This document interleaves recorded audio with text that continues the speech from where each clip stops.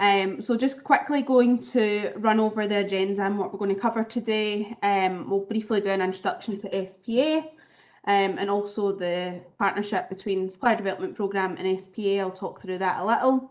Heather will then go into details about the Retrofit and Decarbonisation framework, including the key dates and timeline for the upcoming framework.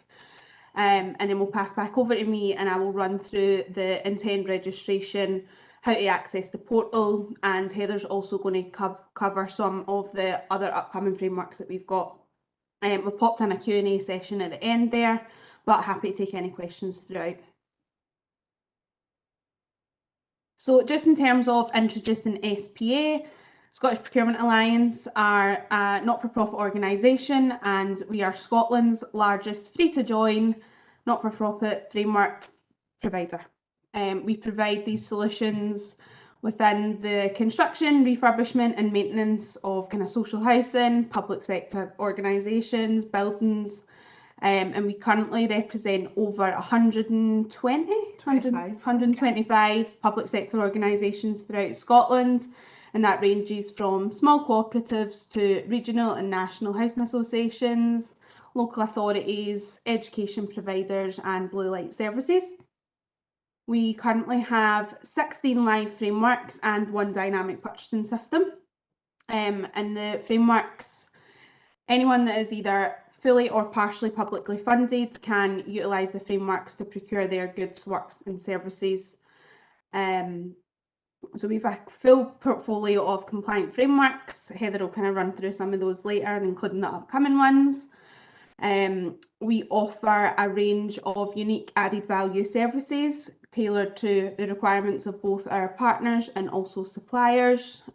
Both of you can benefit from those, and that includes kind of guidance, support, training kind of based on your bespoke requirements, and it really stretches across the kind of full team here at SPA, from procurement to technical support. We've also got marketing support and social value advisory services.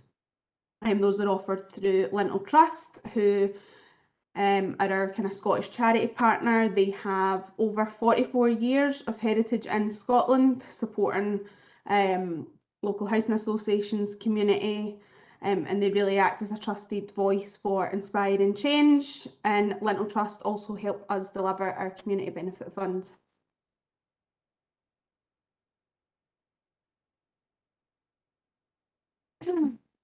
So in terms of the team at SPA, we are a pretty small team of 13 here at SPA. Still yet to get a few pictures for some of the team members. The marketing always seems to put off the photo taking day. I think we've had some bad feedback before me. The female colleagues never really like a photo, but anyway, this is the kind of majority of the team. But we also now have Grant Walker, who has joined us as a technical support officer. So Grant works alongside Heather and the technical team, and we have recently gained a procurement assistant, Marianne.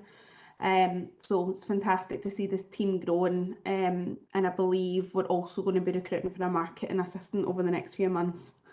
So between us all, I think we're managing over around 600 live projects. So we're always busy, always something going on. So in terms of the partnership between SPA and the Supplier Development Programme, we work in partnership with the Supplier Development Programme to essentially support the development of small businesses and local Scottish communities. We're very kind of similar, like-minded organisations in the sense that we're both not-for-profit, both working to promote sustainable procurement duty in line with Scottish Government, and we're both opening up procurement opportunities to all companies regardless of their size. And our frameworks and our dynamic purchasing system are really developed with this in mind. We want to make sure that we're procuring frameworks with appropriate lotting structures. We're splitting it out into regional project value bands, always encouraging SMEs and larger companies alike. We, as I mentioned, provide a lot of training and support in terms of development and upskilling throughout the process. We advertise all our opportunities that we've got coming up, and again, like the session today, do further promotion through Supplier Development Programme. We also exhibit at all the Meet the Buyer events, and we also attend the kind of local bespoke Meet the Buyers as well that kind of go on throughout Scotland. I'm sure, I can't see who's on the call, but I'm sure we've met some of you at some of these events over the past few years. And we work with Supplier Development Programme to really support Scottish Government's agenda and ensure that we can promote all of our opportunities so that we're offering the right contractor, right size, right location to all of our partners that use our frameworks. So that's just a kind of brief summary of SPA and also our partnership with Supplier Development Programme. And I'm going to pass over to Heather, who will run through everything technical in regards to the framework. Perfect. So now that we're doing a talking tenders for SDP, that means usually it means we do it before the ITT goes live, but the ITT for Retrofit and Decarbonisation went live last night. So it's out to tender just now, so it's really important that we get this information out to you, give you some info and really give you access to those opportunities as well. So it's good to go through some of the work streams and then we'll go through, break down into lot and structure further on as well. So with Retrofit and Decarbonisation, at the stage we're at, we've already carried out really extensive pre-tender engagement. I'm sure following that we went back to the drawing board, took a lot of things out, adjusted a lot of the work streams and lot and structures, looked at how we could incorporate different sizes of organisations but still meeting that requirement that is needed when we look at various different retrofit works. So we've broken it down into 6 different work streams. That's our consultancy work stream, so it really combines energy policy and strategy development with grant funding support, and that gives comprehensive assistance to our partner organisations in planning and implementing their energy efficiency strategies. When we look at our work stream 2, multidisciplinary, it focuses on various different works being carried out, multiple works being carried out at one time to allow larger scale projects to go through. But again, we still understand those vary between organisation size, so we've split that into different value bands.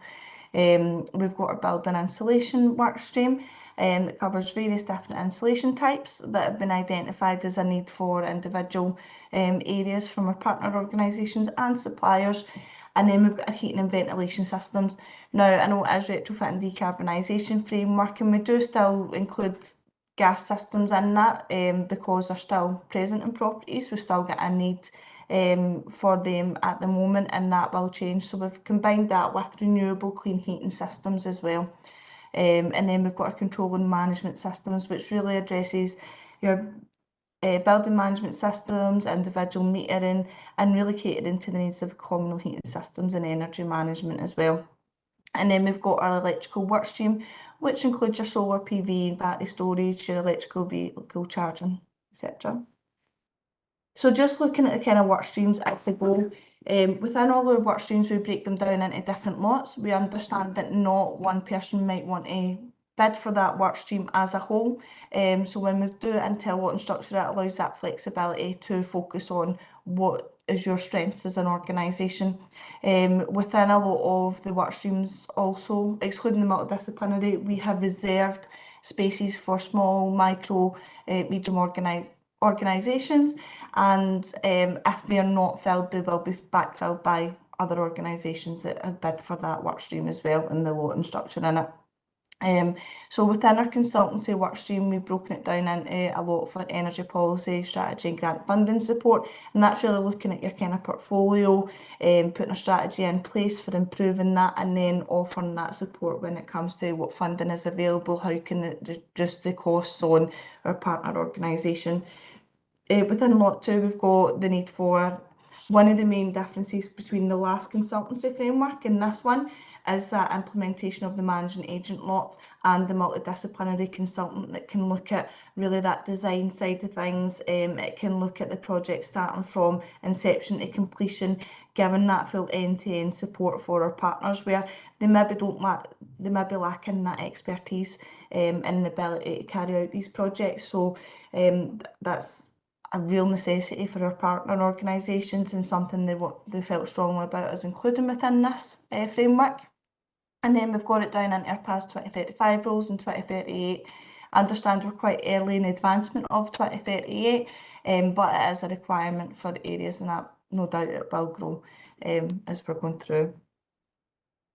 And then when we look at our multidisciplinary works, we have broken that down into different value bands.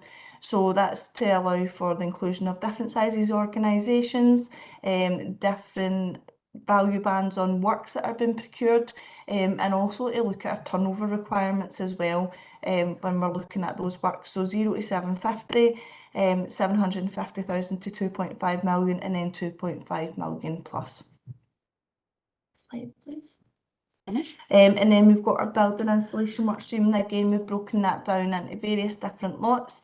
Your internal installation is going to be covering everything from like your internal wall installation, floor, underfloor insulation, and then we've broken it down into a loft installation within lot 9. We've put cavity wall installation as a separate lot, as we understand, and feedback that we were given was it'll be different organisations that will carry out that works to the other areas. And then we put external wall installation into 2 different project bands, up to 11 metres and 11 metres and higher, just due to the differences in the requirements when you get to that 11 metres and above. And then we've got our rain screen cladding work stream lot within that as well, sorry. Work streams and lots always get a bit confusing when you're talking about them. They've got that many. Yeah, and there's that many. And then we've got our heating and ventilation systems. So that covers everything from our domestic boiler-based systems, renewable systems, commercial and communal heating systems, district and network heating system, which is a massive need at the moment, and we'll no doubt see that growing. We've got a lot of local authority areas that are looking at their heat network systems and how that can be put together. So we see that as being something of need going forward.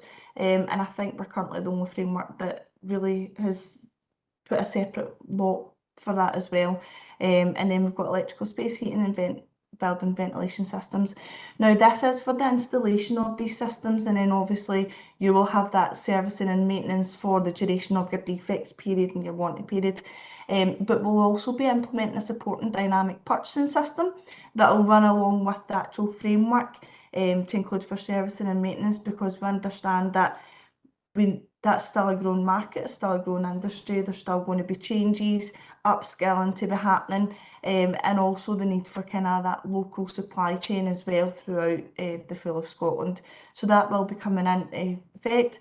Along with that dynamic purchasing system for servicing and maintenance, it will be open to including different work streams throughout the life cycle of it, to include for any emerging technologies that we feel the need to include. It won't be overpopulated, it won't be oversaturated with various random different technologies, and it'll be based down on what is a need for our partners and suppliers for our route to market as well. And then we've got our control and management systems, which looks at your BMS systems and individual metering, which is a requirement now, and a lot of people are struggling to actually put those works into place and get a project started for it. So we've taken that on board and included it within this iteration of our framework. And then we've got our electrical work stream, and we've broken that down into 2 different lots for solar PV and battery storage and EV charging as well. So in terms of the framework that's coming out, there is we are always higher on quality than we are price, and that's why our partners use us quite a lot for our framework, is because they know that we've put people through their paces to actually get allocated onto the framework, and it gives them that confidence going forward when it comes to procuring a project. So we're 70% quality, 30% price for it. As I'd mentioned, we have reserved some spaces for smaller organisations to allow them to move into the market and grow within that, but as well as identifying the need for organisations of various different sizes within Scotland to carry out the works that are required. Now, the tender had went out and it went live yesterday, the 29th of April, and we're looking at a tender deadline of the 21st of June. That's a 7.5 week tender period that's going to be out for.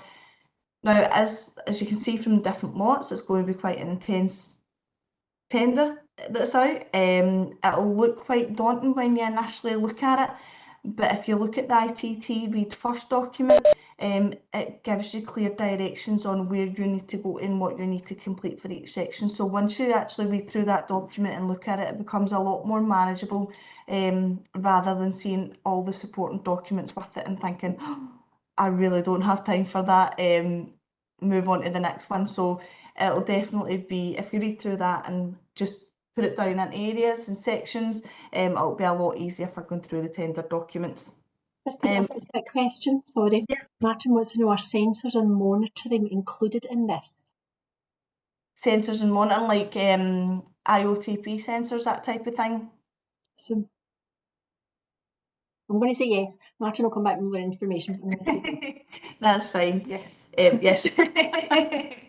It can be included within your building management systems, and it can be included within kind of main works of different areas. So if you have a look at the documents and see where that fits for you guys, but also once it goes live, definitely get in touch with the other contractors that are appointed onto it, because it'll be a requirement as a main package of work for going forward as well. So when we've got past the ITT deadline, the tender deadline, what happens then is we then do a tender opening on the date and download all submissions at the same time. Once we've done that, then that allows us to start our evaluation period. Now, that'll take us up till probably about October, and you might think these are quite cheeky, giving us 7.5 weeks to return this tender, and you've got all that time to evaluate, but that time is based on how many bids we expect to receive. We are looking at quality, financials, qualifications, technical responses, regional responses, pricing for each bidder. So it does take a while to go through. Usually our central procurement team and the regional procurement teams are pulling their hair out at the end of that evaluation period, but it is quite an onerous thing for us to do as well, and to go through and make sure that we're evaluating that properly. So that's where that kind of timescales come in. Once that evaluation period is complete, what happens is it comes out to the regional areas for peer review, and we go through and do another check of the information, and then following that and sign off from each of the regional business units, we then look at sending out those award decision letters to all companies that have submitted a bid, and we anticipate to do that around the 6th of November, and then that allows us to go into 10-day standstill periods, and it allows the framework to go live around about the 21st of November. Now, the ITT has just went live, so those dates are subject to change slightly, depending on what comes back through clarifications. If we get double the bidders that we're expecting to get, then that can increase the evaluation period. But we do try and stick to that kind of timeline, but you'll be kept informed the full way through. Because the tender went live yesterday, we're actually holding a tender briefing webinar, and that'll give you a chance to look at the tender documents and then join the webinar with our central procurement team, where they'll go through the documents with you on the webinar, and then it'll be a chance to ask any questions. Now, anything that is really technical to do with the documents, you'll probably be told to pop that on the clarifications, but it does allow you to ask those questions to go through the documents as well and give that additional support. We'll have a clarifications period that will be open a certain length of time, and that's an opportunity to ask any questions on the documents as you go through, but it will close quite a few weeks before that tender deadline, so that it gives that stopgap for people to then make sure their documents are complete. Obviously, every clarification or any changes that are made could affect other bids that they've already worked on, so they need that little buffer zone as well in there. So that's on a retrofit decarbonisation framework, and do you know, I said this last year and I thought this is an insane year for frameworks coming out to tender, but I realised that that's just a standard for us, and it's every year that we've got massive frameworks that are coming out and we're re-procuring them. But this year, myself and Danielle have only been with SPA 3 years, and on our first week of starting, we sat through the launches of every framework that's on your screen just now, and this is us coming back to the re-procurement of them. So we're still in the very early stages, But if you register for Intend to get access to Retrofit and Decarbonisation, you will see these frameworks in the current and forthcoming tender opportunities. And if it's of any interest to you, you just can express interest, and it'll keep you up to date with everything that's going on between now and that ITT going live period. If the dates do change, it'll let you know. If they're holding any central webinars, they'll let you know. But we also hold our own regional pre-tender engagement sessions. So if that's something that you want to be involved in, really feed into the structure of the proposed frameworks going forward, please let us know and we'll make sure you get that invite sent out once the dates are set. But we're going to be re-procuring our roofing and associated works framework, our modular buildings framework, our door sets, fire doors and communal entrance doors, and also our public buildings and infrastructure. So yeah, No biggie. no biggie. No biggie. We thought last year was massive with our refurbishment, modernisation, our fire safety, and getting the energy efficiency framework ready to go out. But once we get over that hurdle, we'll just on to the next set of frameworks. So please do reach out if you want to be included in any of those pre-tender activities or kept up to date with where we're at with it. Want me to click? Yes, There we go. please. Do you want to take that bit? Yeah, I'll take that. That's kind of leads on to my next couple of slides anyway. But as Heather had previously mentioned, and for those who don't already know, we use Intend, which is our electronic tendering portal. So any opportunities for frameworks, all details in terms of upcoming tender briefings, any notifications, information that's coming out, everything is sent via Intend. Anyone can register their interest in it once they're set up on there. So everything's on there. I will run through that in the next few slides in terms of a couple of tick boxes of how you get on and how you register. But there's also YouTube tutorials. I'm assuming that's a YouTube tutorial for Intend as well. Yeah, so that's the link for the YouTube tutorial on Intend, but we've took a couple of screenshots out of those, and I'm going to run through those on the next slide. So yeah, as I said, Intend is our e-tendering portal, and I've just popped a couple of things in here for how to register. So it's really pretty straightforward, to be honest. You're going to go onto the link that was on the previous page, and you're going to click the register button. If you already have an account, you can go straight to the kind of login section, but if not, you're going to register. That'll take you to the registration page, and there will be 4 tabs along the top of that page for you to provide information on your company details, business classifications, additional information that may be required, and also your company categories. So the company category section works quite like the CPV codes on Public Contract Scotland, so that will allow you to align your profile on here with the kind of frameworks that you're interested in. And again, it will allow us, when we are looking for, say, to do pre-tender engagement, we'll always go on to Intend first, see who's registered on there, whose companies align with the kind of codes that are for the framework coming up. So it's just a kind of data for us to be able to go in, get access to the right people and make sure the right people are attending those kind of sessions. So you're going to complete all the kind of mandatory fields on each of those 4 tabs. Once you've done that, you can see here, this is just on the 4th tab. And you're going to click register my company. You'll then get an email that'll probably ask you to verify your username and password. You do that, and then that'll allow you to log in. Once you've logged in, all the tabs across the top will basically expand because you now have your own kind of profile on there. You've got your kind of home, there's a bidder help and guidance section, there's a messages section along with supplier appraisals, tenders, orders. I'm not sure what orders is for. I don't think it's when you've submitted your tender. There we go.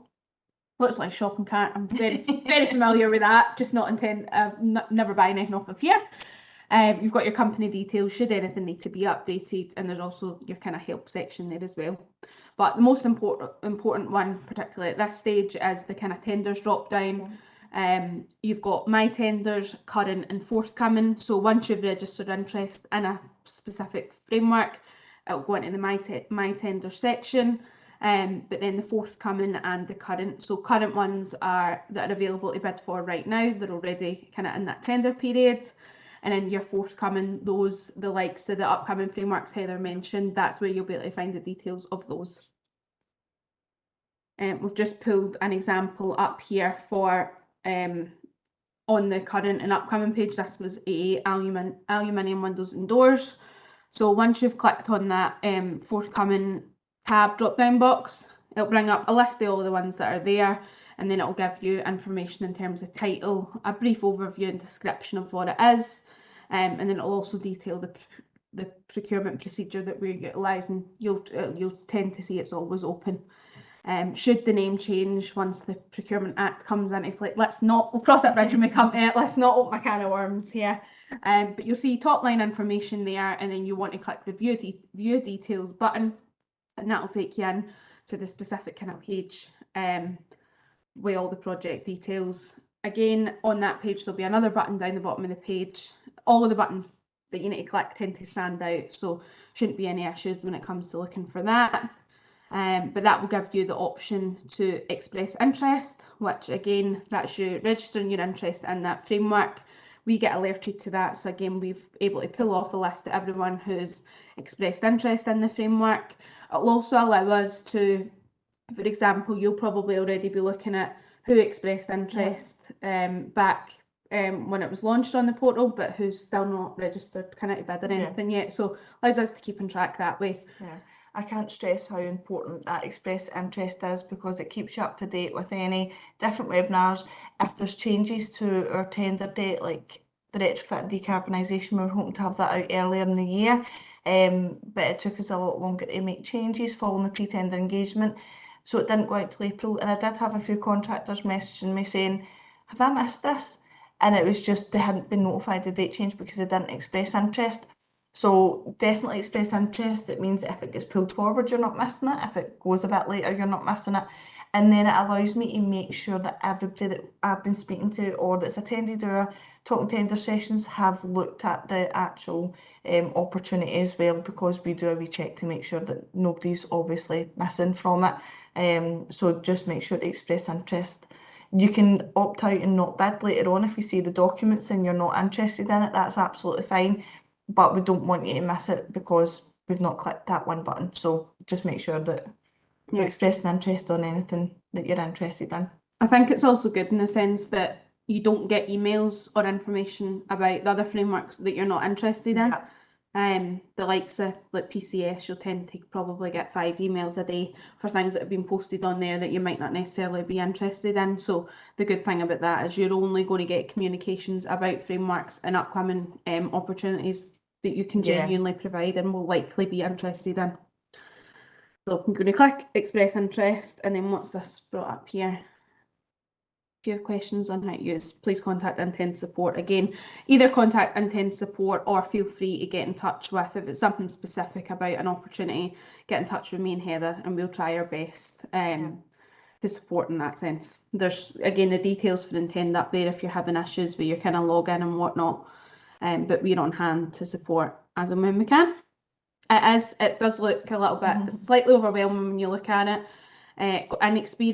Going by experience, it's one of the best tendering portals I've used. I have used a few and they're absolutely traumatic, both for the buyer and the bidder. And as I say, we have to use a tendering portal, so it's the best of a somewhat bad bunch. Trying to get a one size fits all is seemingly quite hard in this market, but it is really quite straightforward to use once you've kind of went on, had to play about with it. And got a little bit used to where everything is. You shouldn't have any issues. But as I said, we're on hand to help, and also the Intent's got a kind of support email and a number there, should you need that. And that's pretty much it from us. Just obviously happy to answer any questions that come up, but thank you all very much from me and Heather for coming along today. Hopefully it was useful and you kind of got a lot of information out of it. And yeah, feel free to, if you don't want to put any questions in just now, feel free to kind of ping those across to us after the talking tenders today, and we'll come back to you with any information that we can share. Perfect, thank you.